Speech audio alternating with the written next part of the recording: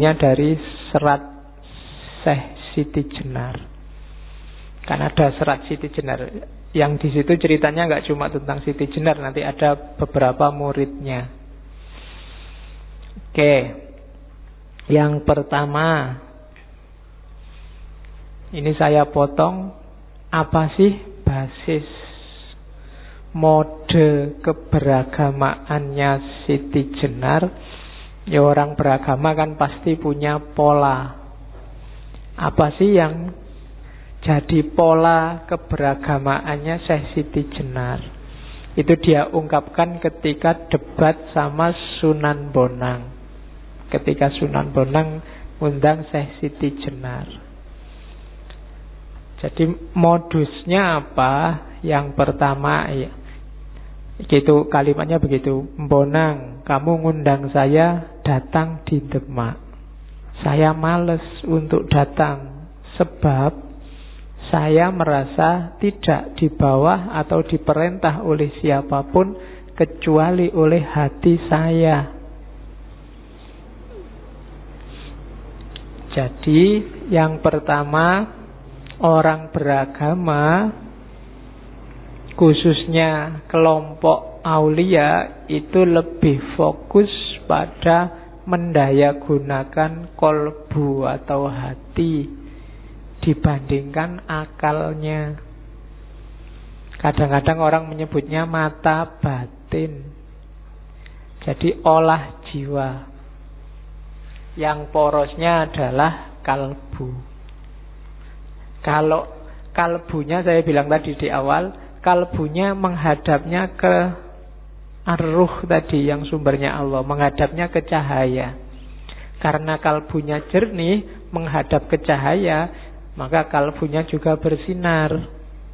Kalau ada apa-apa, minta fatwa hatinya. Tapi kalau kalbumu menghadapnya ke jasad, yang diopeni nafsu, hasrat duniawi, ya kalau kamu minta fatwa kalbumu, kalbumu akan memfatwakan hal-hal duniawi. Kalau gak percaya, kamu tanya sendiri sekarang. Kalau kamu tanya hatimu, yang paling enak saat ini apa? Coba jujurlah dengan dirimu. Itu jawabannya hatimu kira-kira apa? Kalau isinya barang-barang duniawi, misalnya IP 4 Pak, dapat pacar segera, lulus langsung kawin, kemudian apa namanya cita-citamu? HP terbaru, apa S8, terus apalagi? Kalau isinya cuma itu yang kamu inginkan, ya berarti hatimu madepnya ke jasad. Atau tanyalah, kira-kira ada nggak cita-cita spiritualmu? Punya. Selama ini kan kalau ada orang tanya cita-cita, selalu jawabanmu kan cita-cita dunia. Jadi pilot, kuliah filsafat, cita-citanya pilot. Nggak ngerti aku pikiranmu. Jadi itu kan cita-cita dunia. Jajal, kamu punya nggak cita-cita rohani? Kalau di tasawuf kan ada makom-makom. Punya nggak misalnya, Pak, nanti umur 40 saya pinginnya sudah mencapai makom apa, sudah bisa tawakal bagus, sudah bisa jadi orang sabar, sudah. Itu cita-cita spiritual. Coba kalian punya apa enggak? Kalau enggak punya, jangan-jangan sama kayak saya. Yo, ayo latihan, bikin target-target. Misalnya Ramadan tahun ini, Pak, saya mau latihan menahan diri. Nggak total sih, Pak. Menahan diri dari gosip, baik lewat mulut maupun lewat medsos misalnya. Loh, nggak apa-apa toh latihan wong 1 bulan aja. Kalau 1 bulan kuat berarti ini bisa dilanjutin. Itu namanya cita-cita spiritual. Saya, Pak, Ramadan ini dulu saya 1 Ramadan bisa khatam 3 kali. Sekarang sekali aja lah, Pak, syukur. Meskipun kadang-kadang nggak nyampe. Hari pertama aja ngajinya semangat, hari kedua, ketiga mengkeret sudah. Karena nggak ditarget. Dan kamu selalu kalah oleh dirimu sendiri. Kenapa? Semakin pinter. Semakin pinter kan alasanmu semakin banyak. Begitu pegang Quran, Alah, baca itu tidak terlalu penting, yang penting kan ngerti maknanya.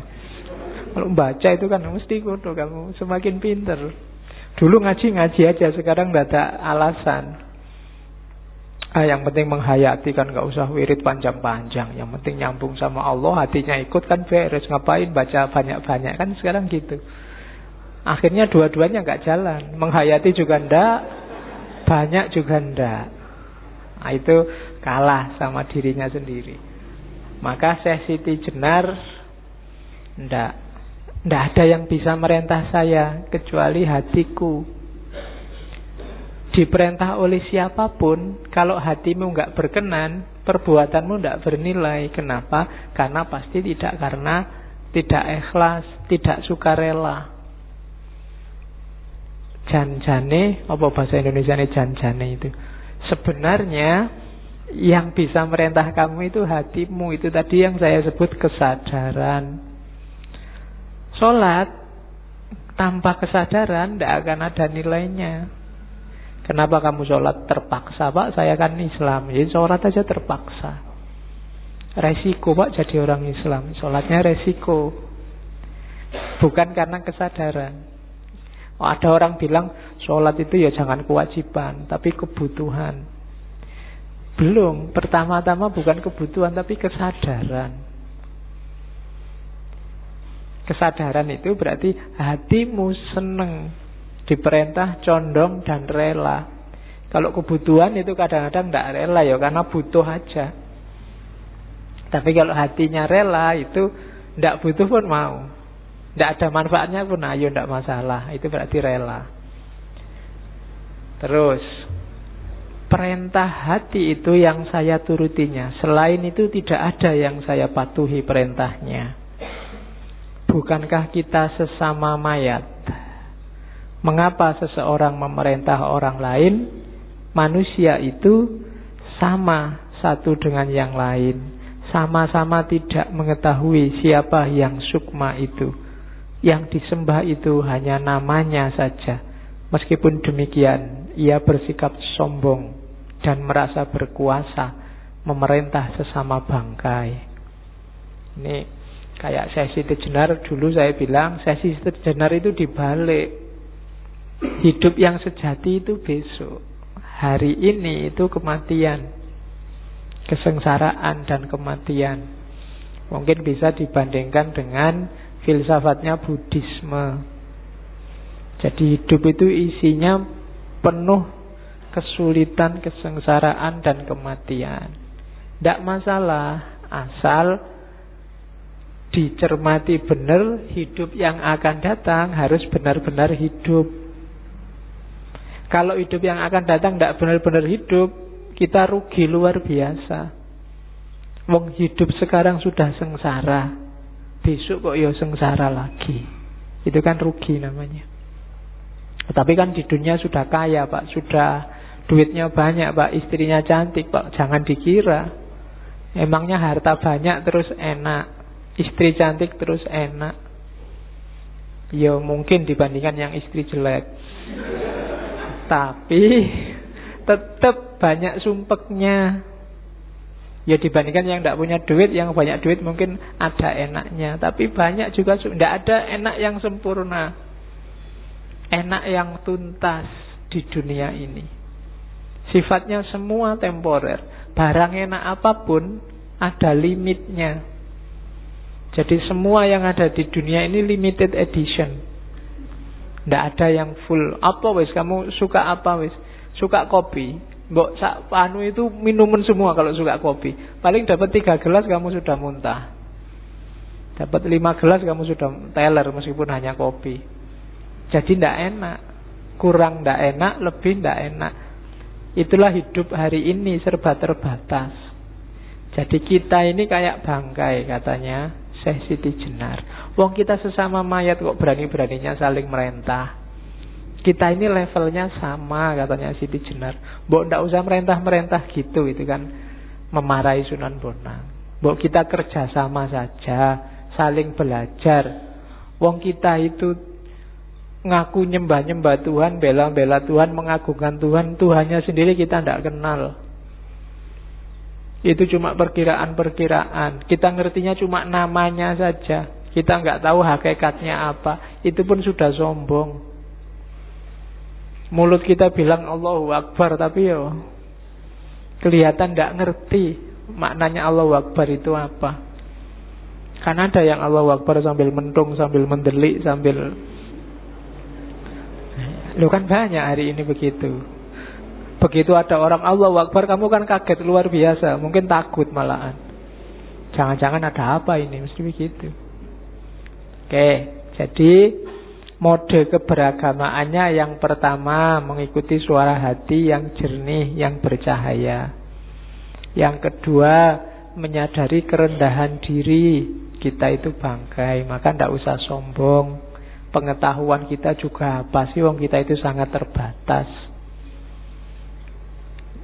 Dan makanya kita harus egaliter, tidak saling menindas, tidak saling merentah.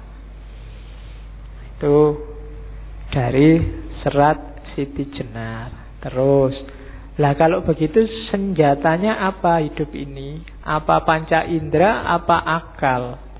Katanya Siti Jenar, ya panca indera iyalah, tapi banyak kelemahannya. Akal juga iya, tapi banyak juga kelemahannya. Kenapa? Hidup itu dinamis. Hidup itu bersifat baru dan dilengkapi dengan panca indera. Panca indera ini merupakan barang pinjaman yang jika sudah diminta oleh yang punya akan menjadi tanah dan membusuk, hancur lebur, bersifat najis. Oleh karena itu panca indera tidak dapat dipakai sebagai pedoman. Yang kamu lihat hari ini cakep, percayalah tidak akan bertahan lama. 20, 30, 40 tahun lagi insya Allah sudah selesai cakepnya. Yang kamu lihat hari ini indah juga tidak akan tahan lama. Semuanya ada batasnya. Telinga juga begitu. Sekuat-kuatnya pendengaranmu, pada titik tertentu akan berkurang fungsinya. Gigi, hidung, ya kan? Gigimu mungkin kamu masih muda, giginya masih kuat-kuat. Sebentar lagi goyang satu demi satu. Sekarang masih kuat makan daging, besok cuma kuatnya makan agar-agar. Kenapa? Giginya mulai rontok. Dulu waktu kamu pramukaan zaman aliyah, zaman sanawiyah, jalan berkilo-kilo santai ketawa-ketawa. Sekarang naik sepeda ontel dari sini sampai UIN sana sudah tobat-tobat.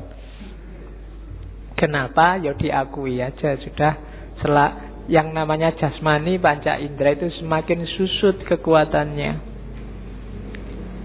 Terus lah kalau akal gimana? Demikian pula budi, pikiran, angan-angan dan kesadaran yang berasal panca indera tidak dapat dipakai pegangan hidup karena tadi tidak abadi. Akal juga begitu. Akal dapat menjadi gila, sedih, bingung, lupa, tidak jujur. Akal itu pula yang siang malam mengajak dengki, bahkan merusak kebahagiaan orang lain. Dengki dapat pula menuju perbuatan jahat, menimbulkan kesombongan, untuk akhirnya jatuh dalam lembah kenistaan, sehingga menodai nama dan citranya. Kalau sudah sampai sedemikian jauhnya, baru orang menyesalkan perbuatannya. Akal juga begitu. Kalau madepnya ke duniawi yang jasad materi tadi, hasilnya burem-burem semua, hasilnya akal itu. Kalau ada orang iri, dengki, ngamuk, marah, itu semua karena madepnya ke sana. Akal ya sering keliru. Dianggapnya A ternyata B, diramalkan A ternyata B. Jadi akal sering keliru. Panca indera juga sering keliru. Jadi dua-duanya kita pakai dalam hidup, wong itu sunatullah. Tapi tidak boleh terlalu disandari. Masing-masing punya batas. Saya selalu bilang kita punya banyak sekali fakultas pemahaman, cuma yang biasa kita pakai hanya dua ini, panca indera sama akal. Padahal kita masih punya nurani.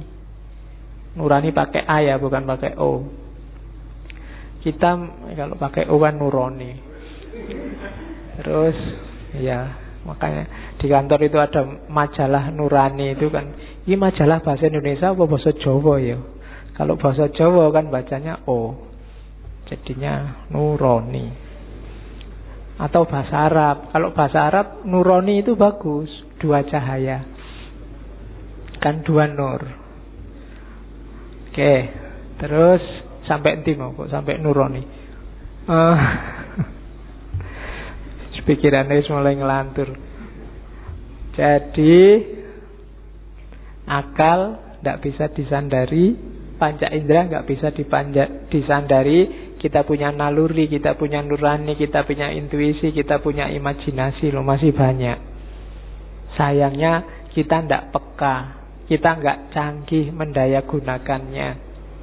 Itu yang bikin kita sering keliru-keliru membaca realitas.